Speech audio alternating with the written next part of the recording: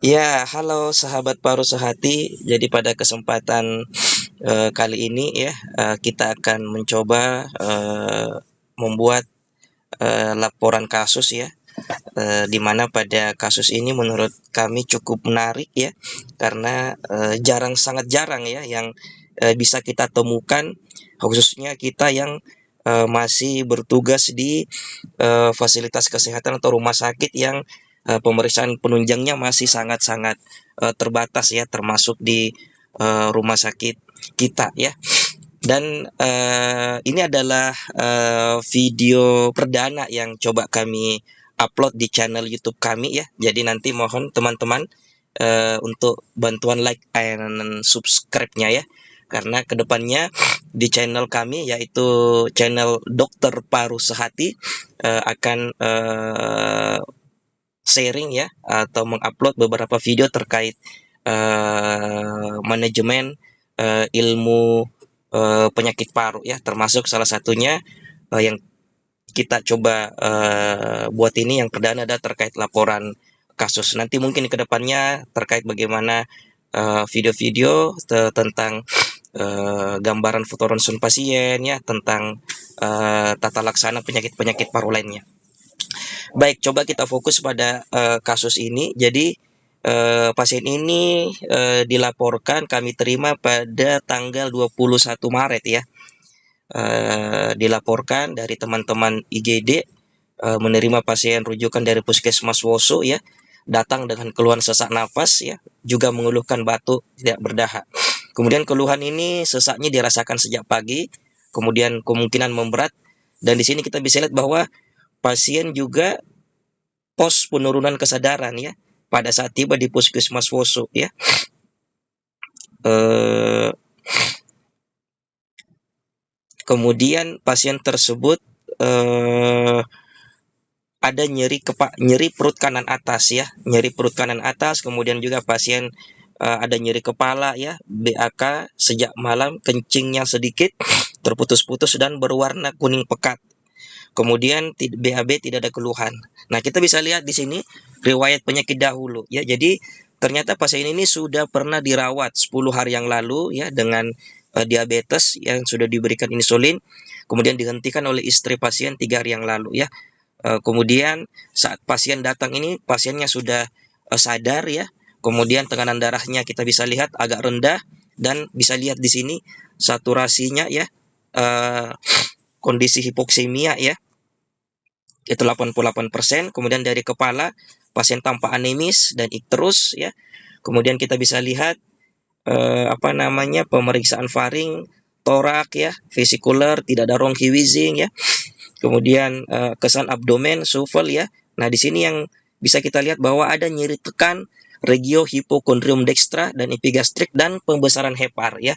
Cukup besar di sini karena di bawah 3 jari ya, 3 jari di bawah orkus osta, berarti sudah secara fisik diagnostik itu jelas suatu hepatomegali ya.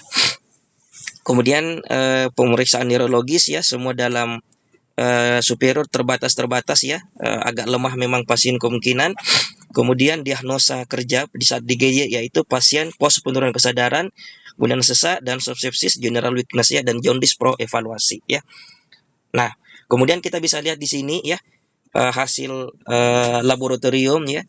Di sini yang saya ada tanda panah, kita bisa lihat bahwa eh, terjadi peningkatan leukosit yang sangat signifikan ya, yaitu hiperleukositosis 49.300. Kemudian dari pemeriksaan eritrosit itu di bawah normal. Kemudian trombosit masih dalam batas normal 189.000, namun pasien HB-nya 7,7 ya, berarti anemia berat ya. Nah, di sini kita bisa lihat bahwa pasien ini leukositnya 49.300. Nah, inilah nanti yang akan menjadi kunci ya, sehingga pasien ini di gambaran parunya bisa terdiagnosis yang kita akan lihat. Nah, ini adalah gambaran paru pasien ya. Jadi pada saat awal pasien ini dikonsulkan ke bagian pulmo atau bagian paru ya, saya cukup agak kebingungan bahwa gambaran apa yang tidak lazim ya, tidak umum seperti ini. Kenapa saya katakan tidak lazim? Karena kita bisa lihat ya, sebentar coba di sini. Kita bisa lihat di sini ya, yang ada tanda panah ini ada gambaran opasitas ya, yang sangat-sangat simetris. Opasitas yang bilateral dan simetris ya. Pada saat melihat gambaran awal ini saya curiga apakah ini suatu ide baru ya. Tapi menurut saya agak agak tidak seperti ini biasanya ya, karena kita tahu ada gambaran infiltrate bilateral dan simetris itu biasanya memang suatu gambaran edemparo. Tapi kalau kita lihat pada foto ini ya, itu opasitasnya yang agak agak unik. Kenapa saya bilang unik? Karena dia mulai dari lateral ya. Kita bisa lihat di sini ya, lateral di sini ya. Sedangkan kita tahu bahwa edemparo itu selalu dimulai dari hilos ya, dari hilos ini ya. Sehingga saya mulai berpikir ini ada suatu proses yang lain ya, seperti itu. Nah, eh, kemudian karena saya sudah mulai berpikir ke ada proses yang lain ya, apakah selain edem paru tadi bisa saja juga ini suatu pneumonia. Nah, tapi gambaran pneumonia pun menurut saya ini agak aneh. Ya itu tadi kata kuncinya. Itu sangat simetris ya. Pneumonia itu biasanya infiltratnya tidak apa namanya, tidak merata di lapangan paru. Jadi dia tersebar ya. Misalnya seperti yang gambaran di apex paru kanan atau superior ke paru kanan ini ya. Ini bisa saja gambaran pneumonia ya, atau gambaran TB juga bisa ya. Tapi saya juga tidak tidak sudah boleh dikatakan mengeksklud atau tidak berpikir lagi ke arah TB, karena diikuti oleh gambaran yang ini tadi ya, yang gambaran opasitas yang simetris ini, sehingga ini juga tidak tidak kurang mendukung ke gambaran TB ya. Nah, kemudian saya berpikir apakah ini suatu gambaran metastase ya, karena bisa saja gambaran-gambaran seperti ini ya. Ini yang ada apa namanya, petunjuk ini itu bisa saja gambaran nodul-nodul metastase, apalagi pada saat tadi anamnesis didapatkan gambaran ada hepatomegali. Sempat saya berpikir ke arah sana, gambaran metastase, tapi lagi-lagi saya lihat, tapi ini kenapa simetris ya? Ini yang membuat saya sangat-sangat penasaran pada saat malam itu dikonsulkan. Bahkan kalau nggak salah kalau nggak salah di konsul sekitar jam 10 malam ya. Dan saya harus karena rasa penasaran saya mencari referensi itu sampai jam 12 malam karena penasaran terhadap gambaran apa sih ini. Dan pasiennya kalau kita lihat anamnesis pasien juga agak unik ya. Jadi pasien itu masuk dengan keluhan sesak napas, tapi ada riwayat dirawat 10 hari yang sebelumnya. Ternyata ya, pasien ini waktu dirawat 10 hari yang lalu itu adalah pasien masuk dengan nyeri kepala ya, nyeri kepala, sehingga dilakukan CT scan, kemudian apa namanya, bengkak pada sendi ya, lutut ya. Jadi pembengkakan pada sendi lutut, sehingga itu membuat saya makin apa namanya, makin curiga bahwa ini kemungkinan ada proses-proses yang lain, proses-proses sistemik yang lain. Nah, nanti saya apa namanya, agak agak dapat kunci ketika melihat leukositnya. Wah, ini leukositnya 49.300. Kemudian saya mencoba mencari referensi lain terkait kondisi hiperleukositosis. Nah, akhirnya saya menemukan referensi ini ya.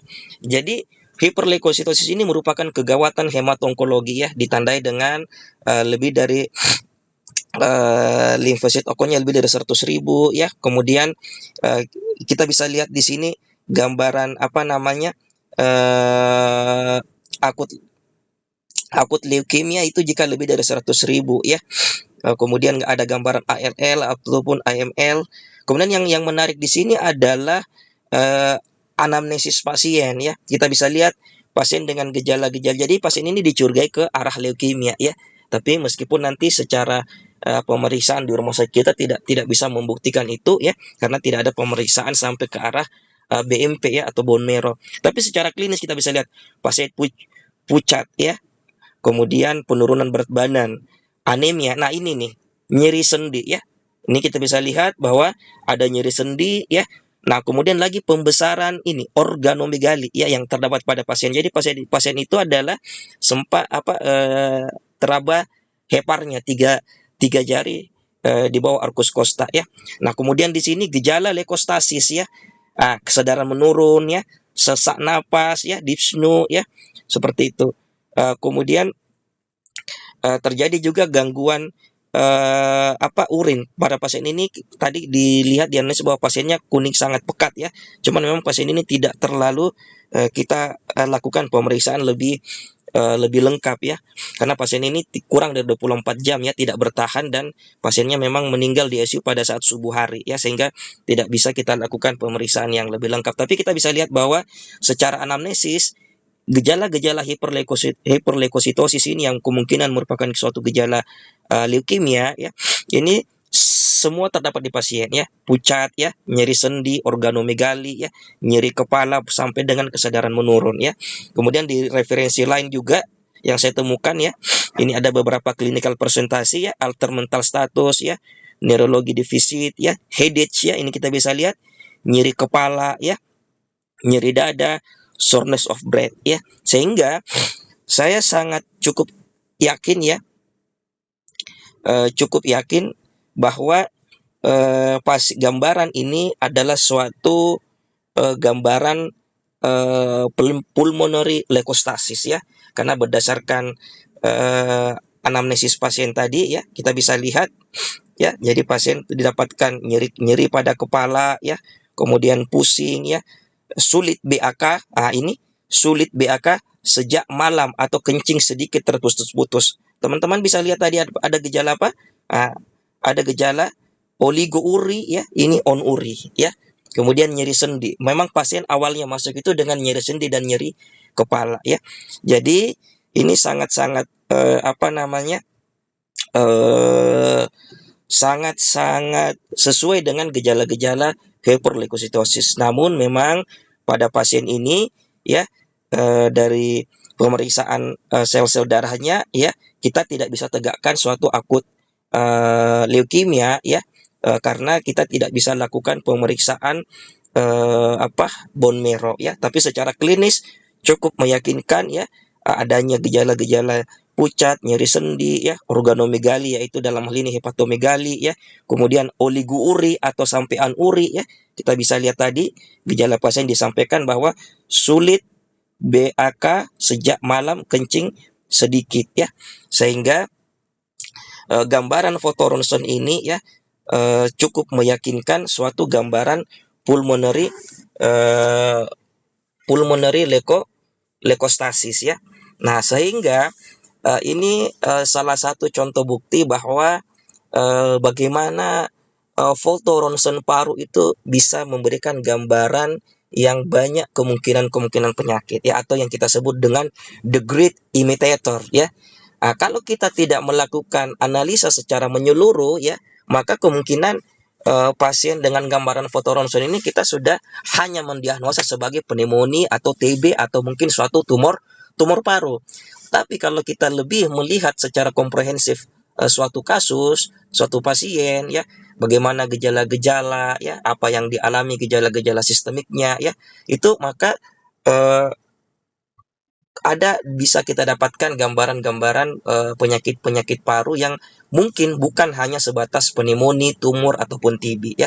Dan itu yang saya dapatkan pada kasus ini, yaitu kata kuncinya adalah yang saya analisa bahwa gambaran foto ronsen ini sangat simetris gambaran opasitasnya, dan ini bukan suatu edema paru karena pertama opasitasnya cukup tebal, dan kita bisa lihat opasitasnya bahkan di hilusnya sebenarnya tidak ada kelainan, tapi dia mulai dari lateral menuju ke daerah hilus, sehingga ini bukan suatu gambaran edema paru atau gambaran bed wings appearance, itu tidak memenuhi kriteria bed wings dan sangat simetris, sehingga ada sesuatu kemungkinan diagnosa lain yang kita bisa lihat tadi secara anamnesis, kemudian secara pemeriksaan penunjang, di mana ini sebagai marker utama. 49.300 dapatkan gejala-gejala lain yang menunjang, ada organomegali, ada nyeri sendi, ya, kemudian ada oligouri pada pasien ini, ya, sehingga cukup meyakinkan bahwa kondisi gambaran foto ronsen tersebut merupakan suatu gambaran pulmonary leukostasis, ya.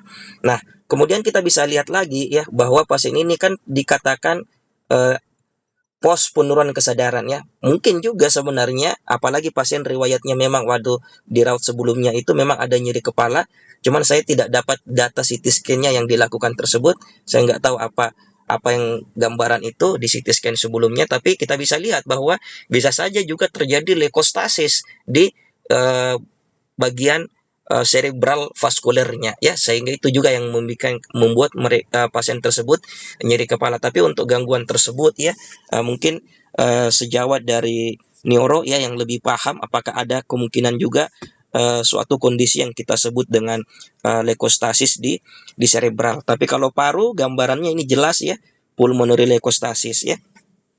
Kasus-kasus demikian, ya, gambaran foto demikian waktu saya pendidikan juga sebenarnya banyak, ya, apa namanya, konsul-konsul dari teman-teman interna, ya, jadi pasien dengan leukemia, ya, gambarannya seperti ini, leukositnya tinggi, cuman memang sering misdiagnosis atau sering terlewatkan. Umumnya jika kita tidak menganalisis, kita hanya mengakses ini sebagai pasien pneumonia, ataupun pasien TB ataupun pasien tumor. Tapi dengan analisis dan secara komprehensif, ya, bahwa gambaran-gambaran seperti ini adalah gambaran pulmonary leukostasis. Sangat besar kemungkinan gambaran pulmonary leukostasis, ya. Nanti kita buktikan saja apakah pasien tersebut dari teman interna memang suatu leukemia, ya, sehingga ini bisa tegak suatu kasus pulmonary leukostasis, ya, seperti itu. Jadi itu teman-teman info kasus, ya, yang kami barusan temukan, ya, di rumah sakit kami di RSUD Morowali, ya.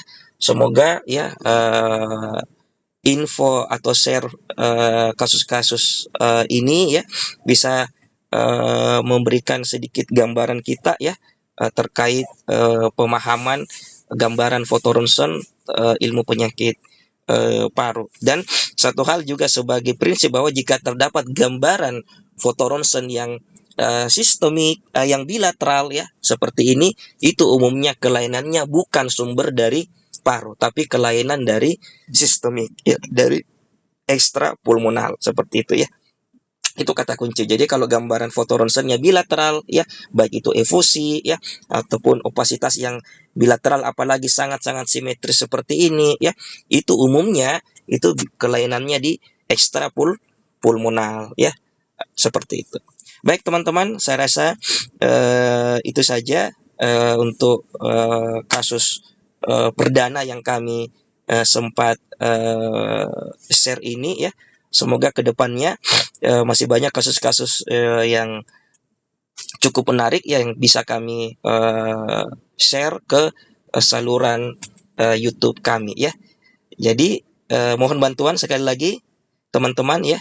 Ingat channel YouTube kami yaitu Dokter Paru Sehati, ya. Nanti saya coba kirim link channelnya ke teman-teman. Mohon bantuan like dan subscribe-nya, ya. Baik teman-teman sekalian, demikian yang dapat kami sampaikan pada kesempatan kasus perdana ini. Semoga bermanfaat khususnya bagi saya pribadi. Terima kasih teman-teman atas supportnya. Sehat selalu, ya, untuk kita semua. Salam Paru Sehati. Assalamualaikum warahmatullahi wabarakatuh.